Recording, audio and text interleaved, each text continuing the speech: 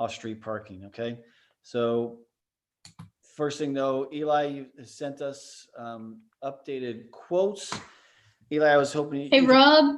Yeah. I'm sorry. The stream ended. I need to start it again, if that's okay. Yep, that's fine. Okay, hold on 1 second. So this is okay. From ground zero again? Ground zero. Okay.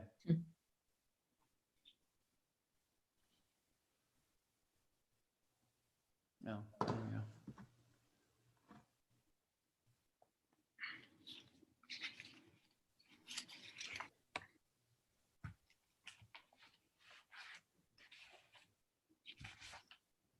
And you're good. Okay. So this is Mariemont Finance Committee meeting, September the 24th, a little after 3:03 p.m. is what my clock says. We have two topics today. One is to talk to IT projects using CARES Act funding. The second topic is off-street parking. Eli has sent to us several updates with quotes and everything. So Eli, I was hoping you could take us through that, and then, and then your final recommendation, and we can talk then about what we want to recommend to council. So Eli, if you want to go ahead and lead us through that. Sure. When we last spoke, we had multiple quotes on the table for owning new networking equipment. So a flat out purchase. We had a quote from Interest and a quote from Cincinnati Bell. When I pursued the Cincinnati Bell quote and found out the management pricing, which they had originally quoted as $1,000 a month, I was taken aback at that figure, because ultimately we would like a third party to manage this infrastructure. And that was just a crazy number. And it made me reevaluate the concept of outright purchasing equipment and go back to my original goal for the village, which was to use Cincinnati Bell Technology Solutions as a networking as a service provider, which means they, for a monthly fee, they put their equipment in your building, they manage it, they maintain it, something breaks, they come fix it, and we never own it. So like many of the as a service models that you're seeing these days. And that price is the price I got and gave to you guys yesterday.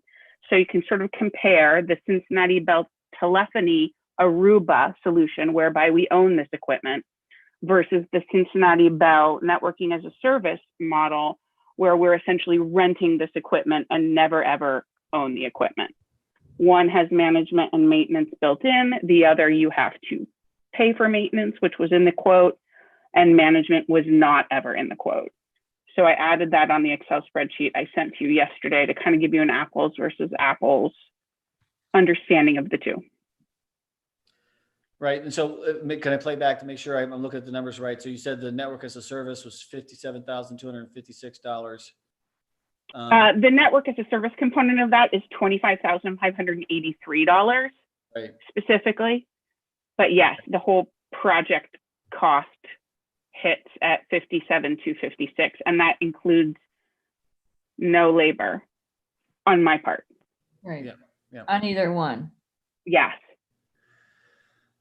Okay. And then you'd also added in that on row 19 of that spreadsheet, you had 14,400 for 3 years of management of the Aruba. Just to get right. That was sort of to project forward. Okay, were we to buy the Cincinnati Bell telephony management piece for the Aruba hardware that we're purchasing, how much would that cost? Because the management piece comes with the networking as a service model, but not with the ownership model.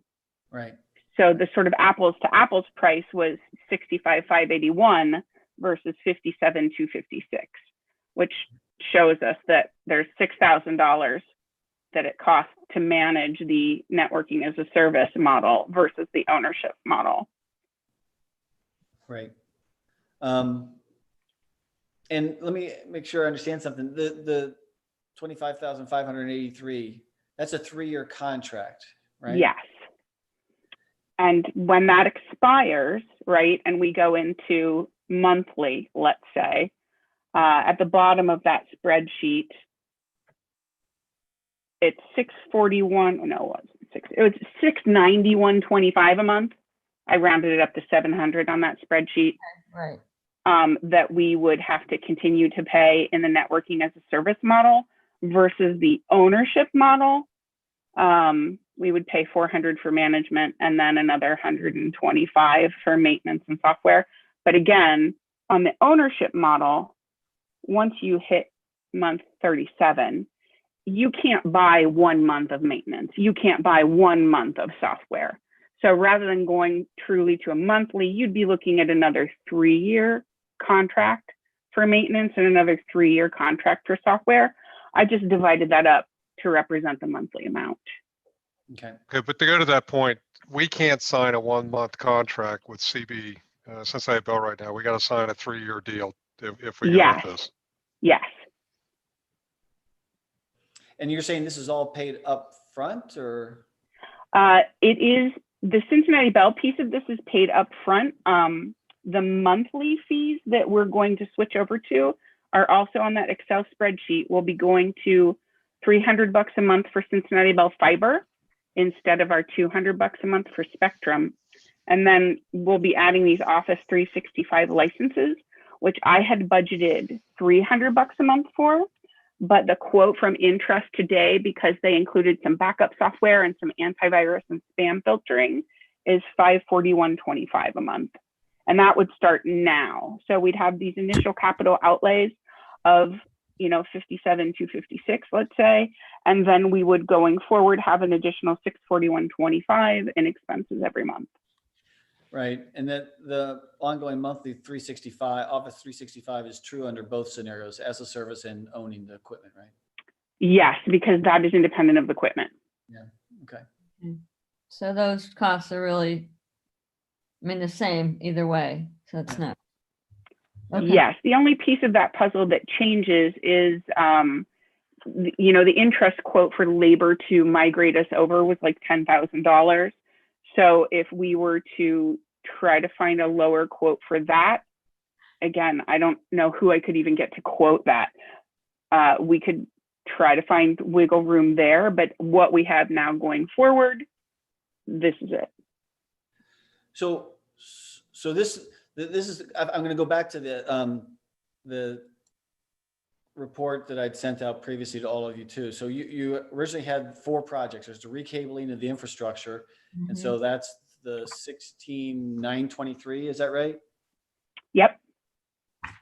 Okay, and then the Dell laptops, Dell UPS, what is that? Where does that So fit? that's a piece of equipment that we will need to provide that was not included in either the Aruba quote. And I can't get a hard and fast as to whether or not this NAAS product includes a UPS. I would think they would include some sort of UPS because it's their equipment. So they would want to protect it. But I haven't gotten an answer back yet. So a UPS to protect all that equipment, if we go out and buy it and it's big enough to support the server we're moving down there, is about $2,000. So that all in is $4,000 to Dell total. Yeah.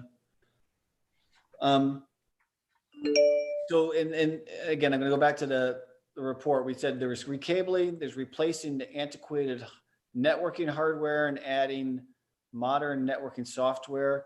Is that one of these numbers in here too then, or? That's either the Aruba or the NAAS solution. Okay. You're choosing between those. Okay. And then creating a comprehensive wireless network within the building is also part of the NAS? That's part of the NAS or the Aruba. Okay. And migrating Office 365 is separate. You have that? Yes, that's the interest piece. Yep. And then the 2 laptops for $2,000. Yep. And I had not included the UPS at that point when we did that report. Yeah. So just make sure I understand this properly too, then on that same spreadsheet, and you had that little yellow box at the lower right that said CARES money that's already been spent. So there's really 56,000 that's left versus the 63 we were talking about before. Is that right? Correct. And that was a surprise. Yeah. Yeah. So it's 56,023 versus 57,256. Right. And those, so the Office 2019 3 seats I have there for 750. Yep. That goes away, and interest changed that. They said that a better approach to that would be to use Office apps for business. So that actually goes away and is rolled into that 541.25 monthly. Okay, so, and actually, instead of 10,000, that was your guess, but now they've given you the actual quote, so that's 9,770, right? Correct. But, you know, we have to, considering a portion of this, like the cabling project is essentially a construction project. So we could get in the building and there could be change orders because who knows? And I was talking to Joni about this today, sort of how nitty gritty do we have to be for purchase ordering and how complex is it to change it later? And the answer was it's better to create a purchase order that you come under than a purchase order you need to exceed. Yeah. Okay. And it didn't have to match dollar for dollar a specific quote. Okay. So this, even with the changes we just talked about, this is slightly above the CARES money that's available still, and this does not include your labor for this. Right. I would like to get your thoughts on, do we really need to have those 2 Dell laptops? Is that someplace where we could maybe cut back some of the spending to help cover some of the other stuff? We could, and we could wait on those and see if we get additional CARES money revenue. Yeah. And then pull the trigger on those then. Because that was a wish list. Yeah. Yeah. So that's where I'm heading. Was when I looked at the things about what are the needs and what are the wants, want to have. So that seemed like a nice to have type of thing was the laptops. And like you said, there's supposedly more money that might be coming. We could always come back and get those later. Right. So yeah, I would recommend we remove that for now in terms of this go round for requests for funding. That takes us down to 54,506. Oh, I'm sorry. Here, let me change the interest to 9,770, and I'll give you the. So I get 54,276 for the NAS. Yeah, that's what I got so far too. Okay. So Kelly and Joe, what do you guys think about that? Again, cutting back. Well, first, what do you guys think about the network as a service versus purchasing equipment? Let me just ask one question to Eli on this thing. So the 25,008 that we pay up front to CPTS, obviously a large component of that is the equipment they have to buy and put in. Yes. Because, in essence, what I'm looking at here is about $20,000 worth of equipment that they're probably going to have to go buy and put in. And that's why they want that money up front from us, probably. They are offering this however we would choose to proceed. But yes, it's a firewall, 2 switches, and a bunch of wireless access points. The Meraki product that they are installing, part of the reason you would only do it in this rental sort of approach is that the software licenses to run this hardware are exorbitant. Right. Okay, but if somebody with the challenge that we were paying up front for 3 years worth of service, that's not the case, because a bulk of this money is to buy equipment day one, and that's why they're asking for the upfront of $25,000.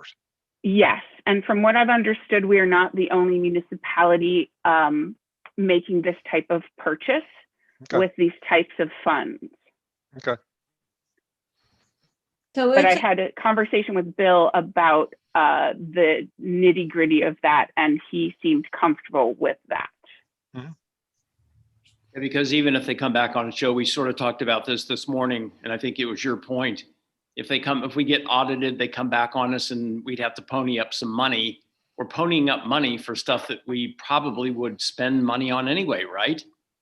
That's the point, but I don't want somebody to say you're buying a 3-year management agreement in advance, and that's not what this is. It looks like that just when you look at the table, but $20,000 of this is equipment. Yeah, and I think you could argue that point and win. Right. Yeah, I mean, if you have equipment to show for this expenditure, you've justified the expenditure. Well, and also how the contract would be written too would be like we're on the hook for it. It's not, even if we tried to walk away after 2 months, we'd probably have to pay for that equipment, to Joe's point. Right. I'm okay also by kind of Tops out at this point, and we can do that later. And we'll probably also find out, we may have to upgrade some of the desktops at some point. So, this is something, let's get the backbone of the infrastructure done first, and then try to figure out what we add on afterwards. I'm okay with the laptops at this point. And again, that UPS might come out of that number too. So that'll keep us below our CARES, our unencumbered CARES money at this point. Yeah, and it's interesting, Joe, when I look at the stuff that Eli had here for the money that's spent so far, I don't see anything from the pool, because I would think you guys spent some money down there so that could have been CARES Act related in terms of the extra cost to make the place safe for the. Right. Well, we actually heard today that we might be able to spend some CARES money towards the pool, but I want to dig a little deeper in that before we say yay or no. Yay or nay. So. Yeah, but I'm just saying the numbers that have been charged against the CARES Act so far has $0 for the pool, it looks like. I know. Okay. All righty. So sounds like, Kelly, you're in agreement then too, it sounds like? Yeah, I mean, it's from what Eli is saying, the rent versus own seems like the better way to go. And so wait, a question. So the Dell laptops are 2,000. Explain to me again the UPS. It's a surge protection and battery backup system. We Okay. don't technically need a battery backup because we have the generator, but there is a second between when the generator kicks on and when the power goes out that takes down all the computers. And Yeah. you need a certain kind of UPS that's a quality UPS that will keep that server and these switches running and clean sine wave power and protect it from the dirty wonky donkey generator power. So we own one now for the server we have, but it's sized for that server. I can't add, 2 switches and a firewall to the little UPS we already have. That's too much of a draw, and that'll flip it circuit once we cut to generator. So this UPS is sized to take all of the equipment we're intending on putting in this rack.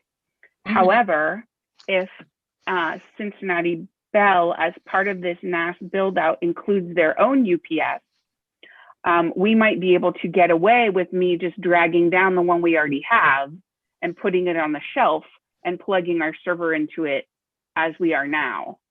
But I don't know the answer to that yet. Right. So that's TBD. Yes. Okay. So what's the best way? Did Joni give you advice on how to write this report so that we, to your point about there could be change orders, things like that?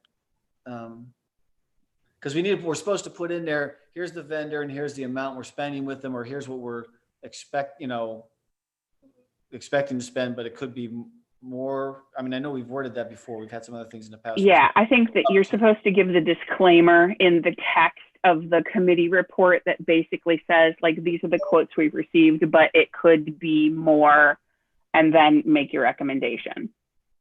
Okay. Because I guess if it goes over the purchase order amount, but is under $200, then Bill can change it. But I don't think that between 200 and his limit of 5,000, once it's already a purchase order, I think then it needs a do-over, if that makes sense. If it's more than 200 over your purchase order, it still needs a do-over, even though it's under Bill's 5,000 purview. Okay. Okay. Hey, Eli, quick question. One of the things I was thinking about when I was reading all this stuff today, how old is this stuff that we have right now? I mean, the wiring. 2011. Okay, that's the equipment, but the wiring is, does this go back to the days? 1946. No. I'm talking about the Cat 5 wiring. I mean, somewhere I was thinking 2011. probably that was 2011. We put the Cat 5 in. As far as I understand. Well, we added some wiring when we put the addition on. Sure, yes, but Yeah. that was minimal. Okay, but the network equipment and stuff like that, you think it's probably 8 to 10 years old? Yes, it was installed by Intrust in 2011. 2011. Okay. as was the server. And probably 9 years off of that type of stuff with all the changes and advances is probably a reasonable time frame. Yeah, it's old. More than reasonable. Yeah, it's old. That's old It's stuff. old. So Eli, how much additional space did I put in there? Because if we've got the number of right now of 54,276, like you said, Yeah. how much more do you think I need to bump in there? And again, that doesn't even include any of your time and effort. Right. I think part of the answer comes with the knowledge of this UPS, but you might as well encumber it all. You might as well encumber 56,000, right? Okay. Betwixt these pieces. So you can, let's say you encumber 17 for cabling, because that guy went through the building and we've gone back and forth. So I'm pretty okay with him, but he may need a change order above that. All right, let me throw a concept out here. So what should we throw in the contingency for the purchase order? I mean, we've got quotes that gets us to a 56 or a 54 number. We want to try to make sure we're showing that we're using the CARES money here for the 56. But if we go beyond the 56 and the village actually has to spend a little bit of money, what type of number are we reasonable putting into the report? And, usually with construction contracts and stuff like that, you talk a 10 to 15% contingency. So are we willing to recommend that the village kick in 6,000 of its money if necessary to get this done? That would be if it goes above 56 then, right? You're saying? Yep. Yeah. 56. If It's 50 flat out going to go above 56, right? Because if I'm paying all these people 54 all in, let's say, Right. that leaves you $1,000 in my hours. Yeah. That's That's not, woefully inadequate because this is an enormous amount of work and it's in a compressed time frame. So it's not like we're dribbling these hours over the course of a year. right. Well, let me ask something. Why does all of this have to be compressed into the 56 or the 54, whatever that number is that we have left? Why can't we use some of the second round money to pay? Well, it This is both rounds.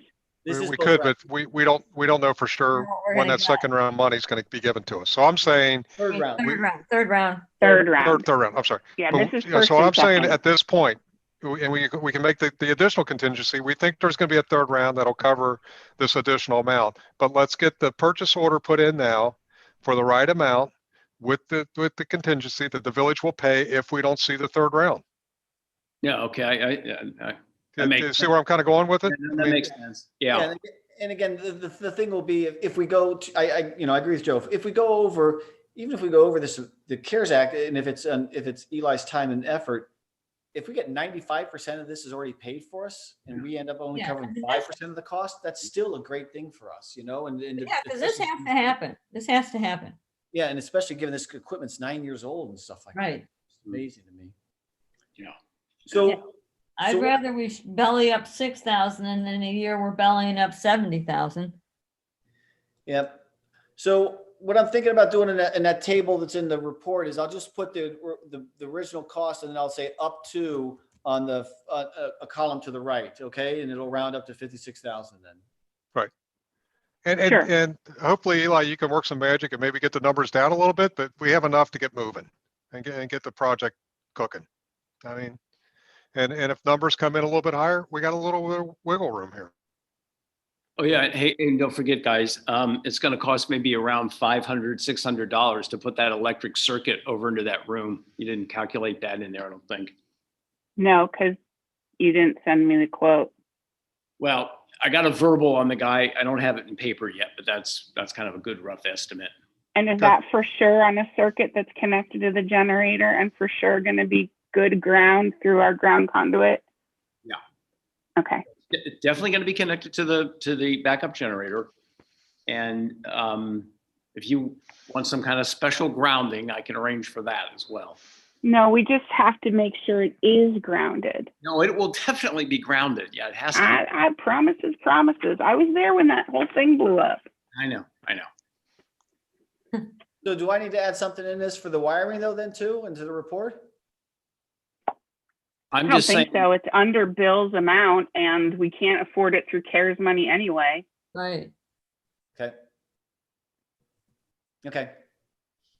So that's a separate but related project.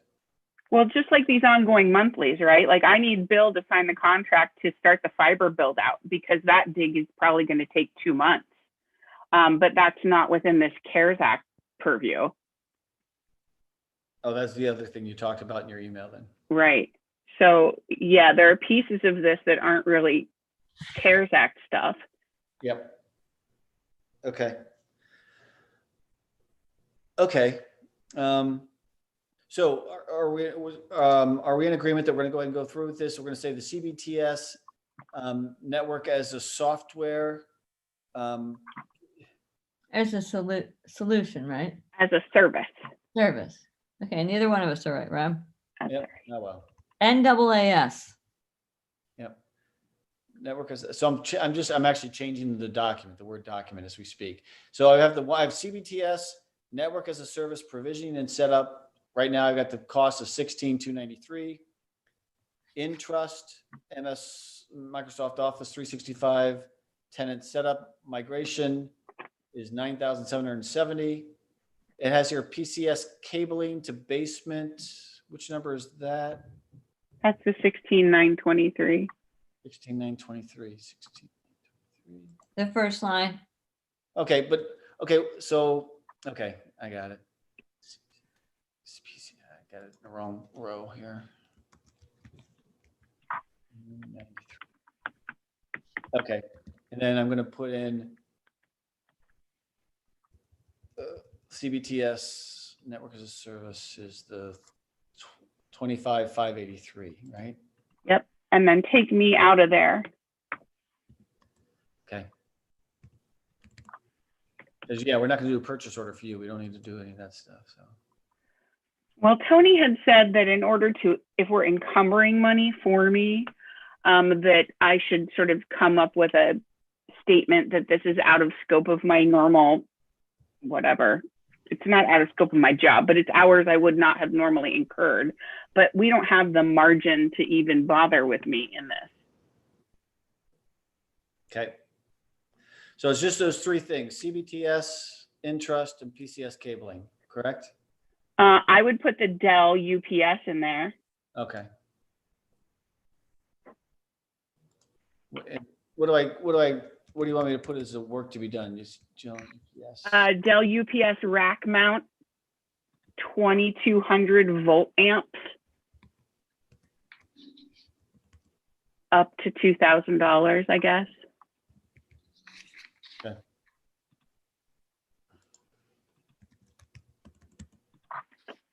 Okay, got it.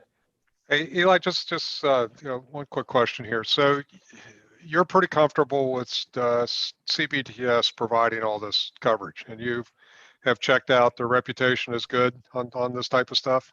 Well, I talked to ATC, which is that platinum telecommunications provider, about the CBT, because CBT and CBTS are two different entities.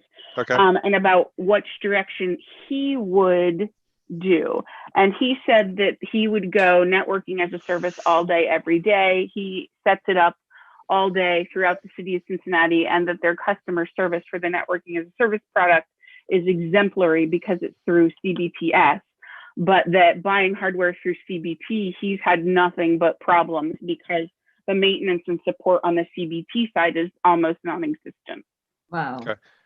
No, I'm just asking this question from the standpoint of, has this been put into some other municipalities in the area?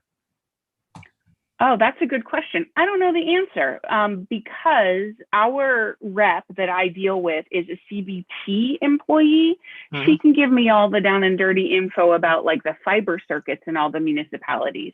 But because she doesn't work for CBTS, I don't know that she knows where this networking as a service product has been installed. But I can reach out and ask her about that. Let's just do that because, I don't have time to call around on this thing. Let's Sure. just have that so we go to council, we can answer that question.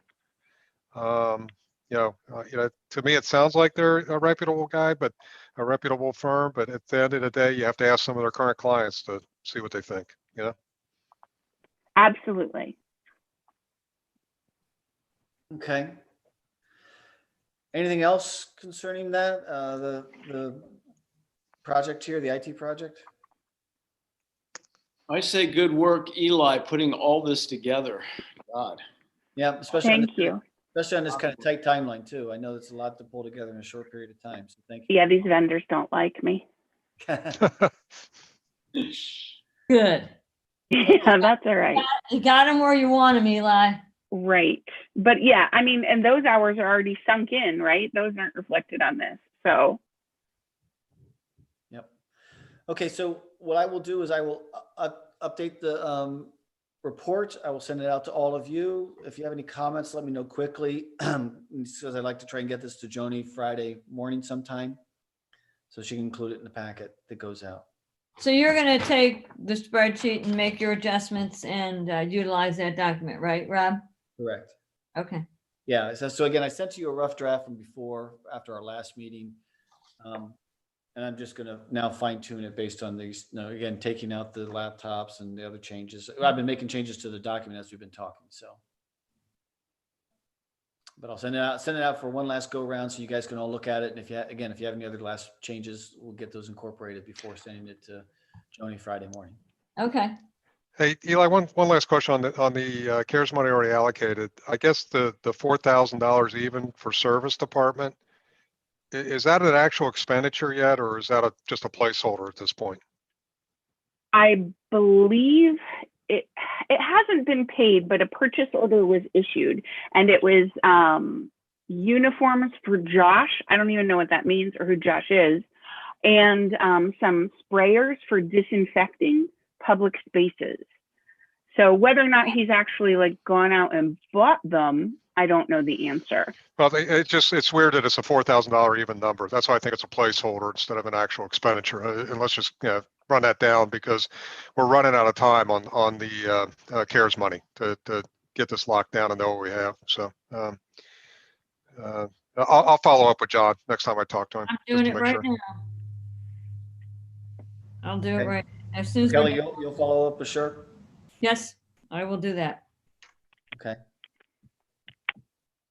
And then this is sort of fiscal officer stuff, but Joe, I know you've been doing spreadsheets all day, every day.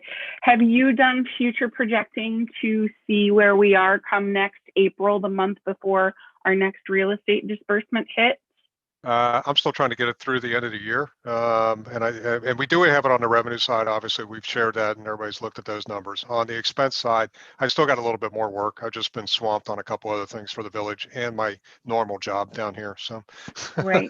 but I'll try to get to that this weekend if I get a chance. It just takes a little bit of time. I'm making sure I got all the numbers in the right cells. And then I want to sit down with the department heads and do that projection.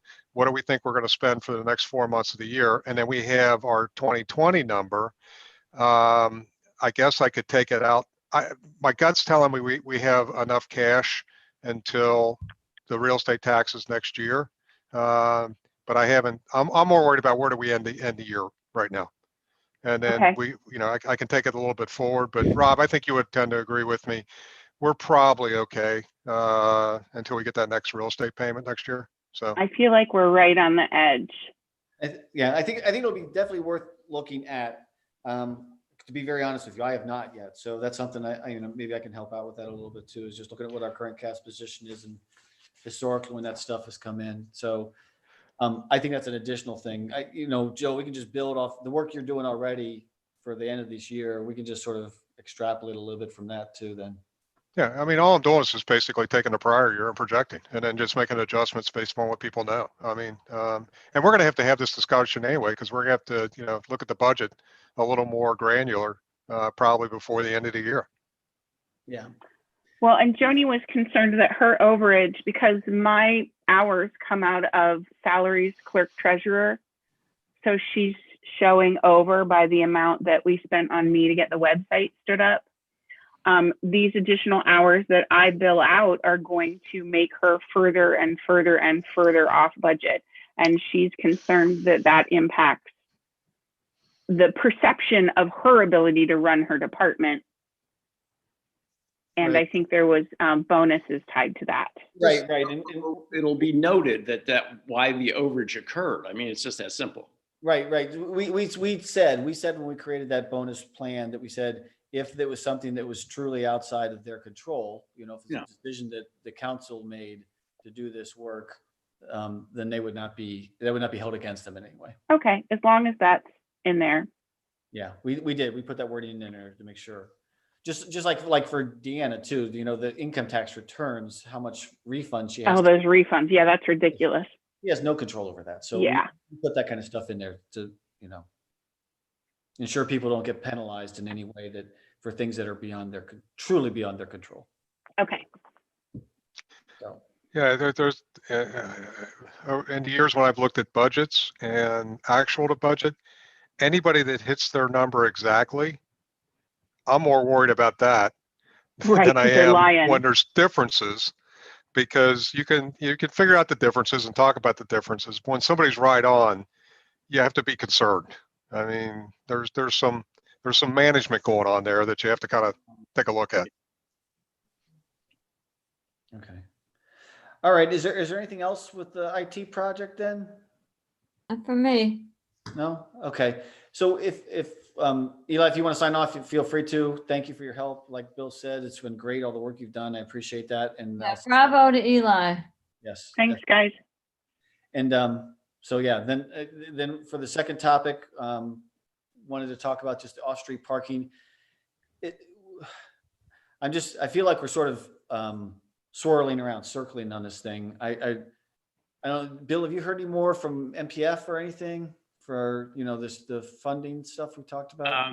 Rob, I got to be honest and say, no, I haven't. Okay. I've just been kind of distracted with too many other things. It's just a lower priority project, I guess, or I let it slip there. So. Okay, no, that's right. So let me ask this group then, because eventually we're going to have to either fish or cut bait on this thing. And so what we've talked about, I just want to make sure we're all aligned on this as well then too, is we talked about, let's do this test model or whatever you want to call it, test case with the two of the properties that are near Chad Osgood's properties to try and show what it can look like. And if it, well, I'm just saying this, but you can correct me if I'm wrong. If it works, then we thought about going down the path of go ahead and creating an official formal grant process. I thought that's what we talked about, but again, I want to confirm, because I want to understand where we're going with this thing. Because like I said, I get frustrated when things don't move forward. So I just want to make sure that we're all on the same page. And then and again, one of the things, the $100 overnight parking pass thing that we passed actually provides funds then that could be used to pay for the grants to create more off-street parking in some of the places where we have these issues. But on that note of the $100 pass, I just wonder, are people going to be like, well, if it's going to cost me $100, I want to make more of an effort to park in my driveway. And I don't know how much we can predict if we're going to get $100 times 50 people or $100 times 10 people. Right. And I'm not asking anybody to commit to a dollar amount today. I'm talking about a conceptual framework, how this might fit together, how these two pieces could fit together, I think, in a very synergistic way. Because again, we can't set up a grant program. Frost Brown Todd has shared with us, you can't set up a grant program that uses tax dollars. So property tax, earnings tax, you can't use any of those kind of dollars for a grant program. But fee dollars we can, right? Yeah. Say that, Bill, you cut out. Say that again, please. I said you can use fee dollars. Correct. Okay. From fees. Right. Which this would be, as well as you could use mayor's court fees and stuff like that. So I want to make sure, are we all agreed that that's where we're heading? That's the goal. Sort of like the goal. We're gonna learn our way there, and we're not recommending anything at this time. I just want to make sure we're all on the same page about where we're heading on this thing or not. Because if we're not, I just want to stop it then. I just want to take it off the agenda if we're not. So I just want to talk through that. My thought on it would be this, Rob, given the number of things that we kind of have on our plates. I mean, all of us are so distracted with other projects that I kind of personally feel are a higher priority. And I'm not saying that this is not a worthwhile endeavor to undertake at some point, but I'm just wondering if we should maybe think about sort of tabling this until into the spring. You know, going into the late fall like this is not going to be a good time to undertake, although these would be more simple construction projects. But to get bids together to undertake the work and to sort of get this, in place before winter sets in, that might really be pushing it. And the amount of time that you would have to devote to sort of see something like that through. That's fine by me. Again, I just want to have a direction. That's all. And if it's tabling it for now, that's fine. And if Yeah, it comes, I have to agree with Bill on that. I think time, it's not priority. I mean, it's a great concept, but I think we got a lot to work through first. See, personally, I think, I want to kind of I really want to have my hands involved on this, especially, with getting the contractors, getting the materials, because I think making a project like this be successful, we've really got to be very mindful about the costs. We can't let costs get away from us on something like this, because we're going to be asking individuals to participate, MPF to participate. So I really want to be in there on this, and I don't know whether I've really got, to be honest, I don't have the time to devote to that for the remainder of the fall. okay. So that's fine. And so then again, Okay, I'm going to probably be the, like usual, contrary thought process here. Okay, number one, we're only talking, we're trying to stimulate something that we all agree is a problem. Okay. And we can table this thing, and we're going to have the same problem in the future that we have today, which is that we don't have enough parking in the historic district. And so what we're trying to do is take a model that's been put forth by one of the landlords that we think is pretty successful, pretty good idea. Okay, so now what we have to do is try to figure out, can we stimulate other landlords to adopt that same model? So I don't know that we need to be really involved in this thing, other than trying to figure out how do we encourage or stimulate landlords to do what we think is a good idea, which is provide some more parking.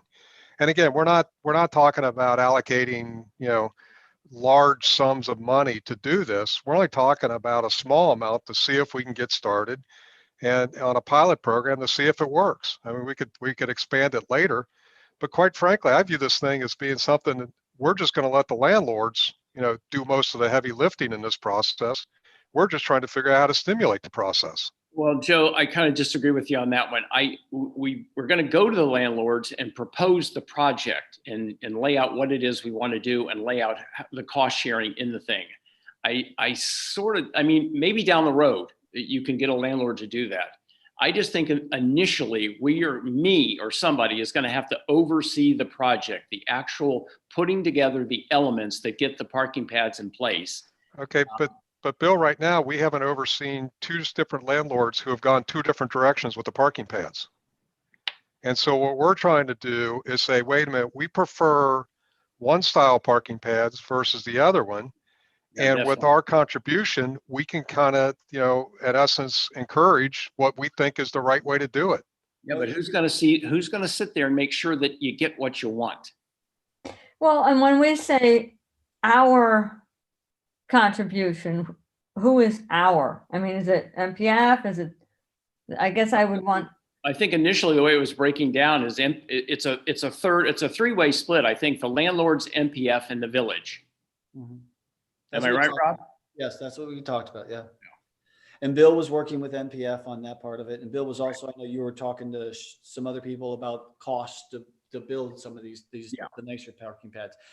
And just to build on something by being involved in it, and by putting some of the money in, that allows us to actually, to Joe's point, I think, say this is what's going to be required. Instead of it's like, oh, we'd like you to do this. It's like, well, here's what it needs. If you want to get money from us and maybe from MPF, here's the bar, the quality that we want to see, so that it's, it's not something to just slap together, that it really meets and improves the look and feel of the historic district while still providing more off-street parking as well. So.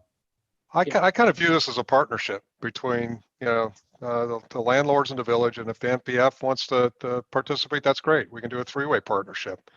And so, but, tabling this again, we're gonna come back to this in a year or two. It'll be the same thing. And again, I don't see a massive amount of dollars that we'd have to, contribute to this thing to try to get it going. No, I mean, think if this was going to be that we had to throw $100,000 in to start the Oh, program, we're talking about a couple $1,000s. yeah, it's like I think we talked about, Bill, didn't we? Say like $2,000 to $4,000 would be our third. Yeah, share. possibly. Yeah, possibly for a pad. But again, No, we Until we- control that. We set the limit that we're willing to do on the pilot program. Right. we can do that, Joe. You're right, but I'm just saying there's a big difference between we can set those limits, we can say what we want, but somebody's got to sort of stand there and make sure that it's going to happen as we say it's going to happen, or we want it to happen. So And Bill, We can put something in there where you get the right to veto the plans. They have to come to us with the plans. And then basically, I don't think we have to micromanage this. We just have to macro manage it. Well, I was only really essentially, all I'm really talking about doing is sort of micromanaging it on the first, say, couple of pads. And then you establish a procedure and a process. You know your contractors, you know your materials cost, you know the design aspects, and you've got something to, point to and say, look, there it is, and then you go on down the line and get the landlord involved. See, the other thing, I think we know a lot of that right now. We know what some of the landlords have already paid. We know what the cost is. We know what Chad has we paid. know what Chad paid 8 years ago or whenever he did it. Hey, Bill, how about a thought here? Since you're, and understandably so, you're swamped. Is there somebody at MPF who could help do some of this work then? Well, that's a thought. Huh? Yeah, I could maybe inquire around. Yeah, I mean, again, to do the things that you were just describing, if you have somebody from MPF, if they're gonna be one of the ones Yeah, if participating, they're going to participate with the money, they might want to. why don't they go Yeah, ahead? and on that note, Rob, I mean, if we do get somebody from MPF involved in that, then they might be more receptive, pique their interest to make a financial contribution. Yeah. So, Well, I think it's something worth doing, because I do share some of Joe's. I think this is not a high priority project, but it can be a really good thing. Once we get the wheel turning in the right direction, it can work well. I think that given all the other things going on with our finances and all the other kind of stuff, it's never going to be a high priority. We're just going to kick the can down the road. That's why I'm thinking if we can involve somebody else like MPF Yeah. with this, that could really, like Kelly's saying, that could have multiple benefits for us and for them. So. Yeah, I know. But back to Joe here a second. Joe, what Chad did is kind of what we want to duplicate. It's a good look. It was a good project. It was done right. If you look on down that lane toward the end of the lane where a couple other landlords somewhat attempted it, they shot at it and they missed. Okay. And what I'm trying to say is I don't want that to happen with these interim But projects. we can control. This is not that difficult to put those specifications together about what we're looking for.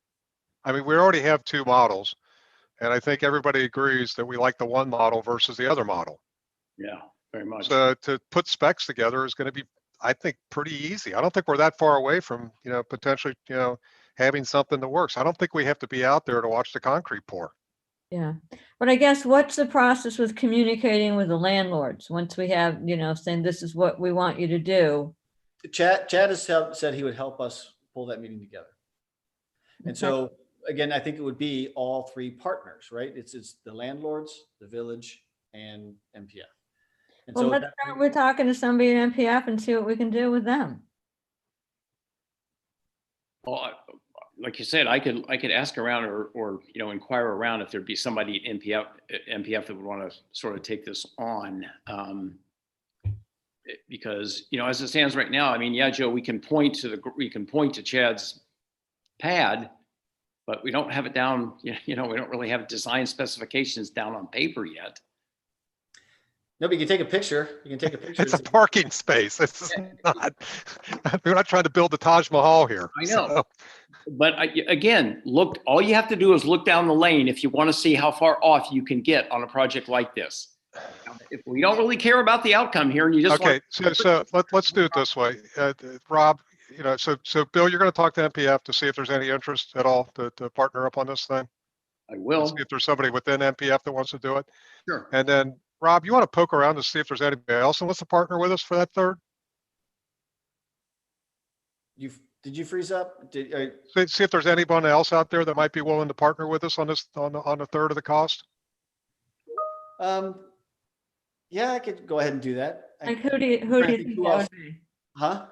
Like who, for example? I'm just trying to think who. I'm trying to. I don't know.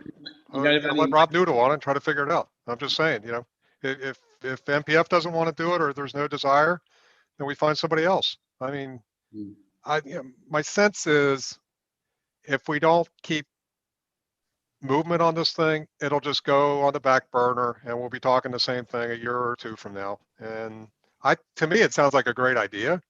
I mean, I think we all agree on that these parking spaces on the back is a superb idea. Yeah. Why wouldn't we try to stimulate it to get it cooking?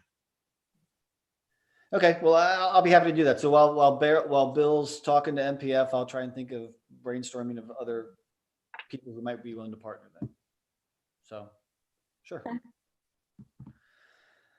Okay, good. Well, I brought this up because I was feeling some frustration about it. We talk about the project, we all feel good about the project, but we're not making as much progress on the project. So I think this feels like we've got some action steps that hopefully will result in something that we can get moving on with this thing. So we can do the test case. Then, once we have the test case, then I think it'll help us feel better about whatever next steps we want to take. Yeah. Okay. I did not have anything else. Those were our two topics that we had listed. So as I said, I will update the Finance Committee report and I will send it to you guys for any comments that you might have. Please try to get them to me. Latest would be tomorrow morning by 10 a.m. Well, let's say 9 a.m. By 9 a.m. tomorrow morning, so that I can get that to Joni so she can include it in the report. Second. Okay. Second. Very good. Thank you. All right. See you guys later. All right. Bye. Bye.